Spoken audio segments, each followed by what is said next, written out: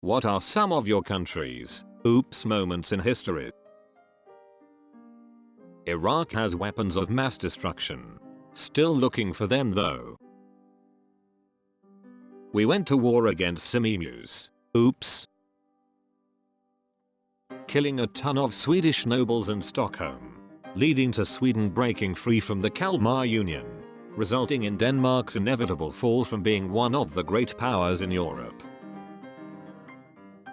Putting a fifth of our money in a box and losing it after sailing to Panama to try and set up a colony. Okay, so a lot of Dutch people won't even know this, but it's one of my favorite wars, so here we go. In 1651 the Dutch declared war on the Scilly Isles near England. The cause of the war is a little bit complicated, but eventually the Dutch fleet retreated without even firing a shot. Because the war was quite unknown, a peace treaty was never signed and the war continued until in 1985 some dude on the Scilly Isles found out about this war and sent a letter to the Dutch embassy in London. It got confirmed that the countries were technically at war still, and a year later the peace treaty was signed after 335 years. The Dutch and the Isles had simply forgotten they were at war. I'm from Mexico. The government once got scammed millions of dollars of drug detection kits which had no wiring inside and worked with body electricity. In 1975, the Queen fired our government and AMP X200B, like everyone involved in Parliament, just fired. Really should have had lower application standards for our art school. Sets an ultimatum against a neighboring country in response to the assassination of the heir to the throne. Neighboring country refuses. War is declared. Russia declares war in response. Germany declares war against Russia in response and tells France not to intervene. France mobilizes its troops. Germany invades Luxembourg, declares war against France, and invades Belgium. Great Britain in response declares war against Germany. And that's how World War I was started, through a long chain reaction of declarations of war. A then current Prime Minister went missing, never showed up anywhere. He's presumed to have drowned, so naturally he has a public swimming pool since named after him. Any country that has tried to invade Russia, try to invade Russia. When Brazilian government started basing its economy almost only on coffee until people couldn't buy any more of it, then they started using it to make heat. It was an accident and turned out okay obviously, or it would be near the top of the list. But accidentally dropping a live nuke that nearly went off on North Carolina is a pretty big one. I'm half German, Japanese and lived in Italy for most of me life. I'm sure you can figure it out. When a plunderer, a murderer and a thief got hired as government officials. When we trusted the French, never trust the French. Brexit. Apartheid. World War I and World War II. I'm French. We have a ton of oops moments. From the decisions taken during each WW and between them, the colonization, the plenty of times we invade countries and it came back to bite us in the ass, how the revolution led to the terror, the restoration, every election since then, and so on. Becoming allies with Germany in World War II. Attacking Canada in 1812. That's one way to burn down the White House. Oh. Listen, if you deregulate the banks it can't possibly go wrong, right? They're too big to fail. We only started one world war. Yeah, no, just the usual. Australia. Introducing rabbits to have something like home to hunt. Introduce cane toads to kill off a beetle. Then were surprised as hell when the toads became a bigger problem. Oops, because how could anyone see that happening? didn't aggressively pull for unification with Moldova after the fall of the communist regime, then not reverting back to the monarchy and electing the same old communists as democratic leaders, which caused corruption problems that buried deep into our society and will persist for generations to come, where my kingdom of Greater Romania peeps at. Back in 1596, open bracket, link, brave Finnish farmers said enough and decided to rise up. The Swedish king sent in the cavalry and that was that. But I appreciate the effort. Spain, allowing Napoleon to come into Spain to invade Portugal and getting invaded instead. So some nobles of our country didn't like the new constitution that slightly curtailed their power, and finally aimed to raise a standing permanent army. So they went to Russia for help.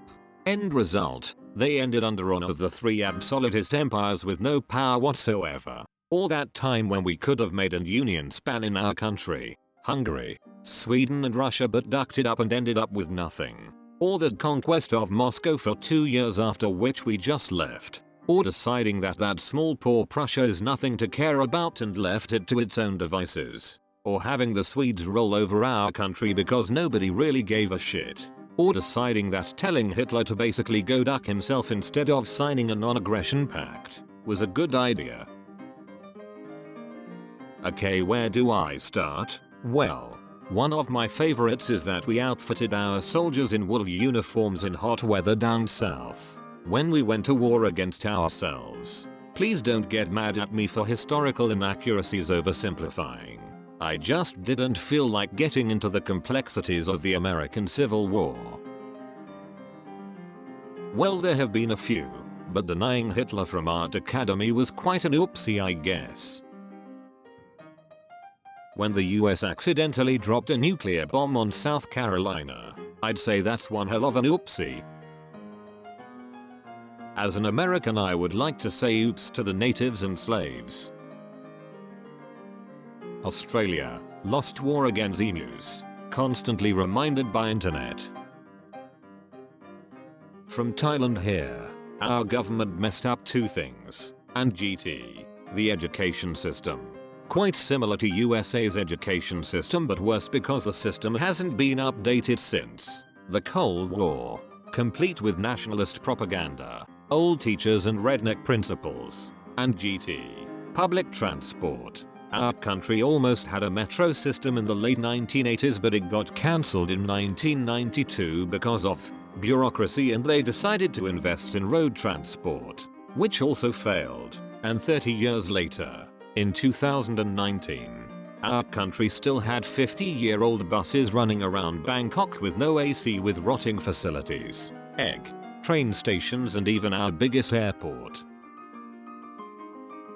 Belgium even existing. The regions are two bad roommates that realize their mistake at the start of the contract. One side pays more rent, one side cleans the dishes more, etc. Pickett's charge. During the Battle of Gettysburg, in the US Civil War, cannons were being fired back and forth between the lines, smoke blinding the view. After hours of this, one section of the North realized that everyone was missing, so stopped firing.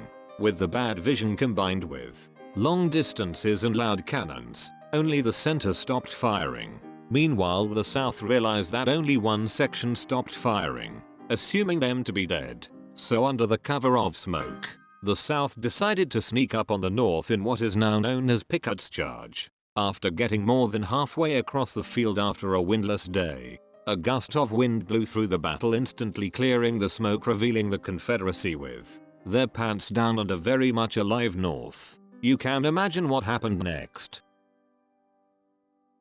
Residential schools and internment camps. We didn't shut down the state-funded Institute for Race Biology Racial Hygienics until 1958. We also treated the Sapmi like shit. Roma citizens couldn't practice the right to vote until the 60s or 70s, and those who changed their legal gender were sterilized until 2013. Just a few of the many horrible things that we just don't talk about in this oh so open and progressive society.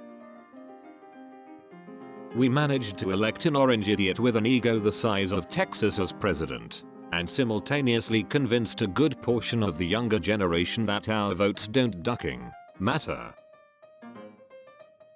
That one time that plane carrying 2 nukes crashed into a field and we lost one of them and could never find it.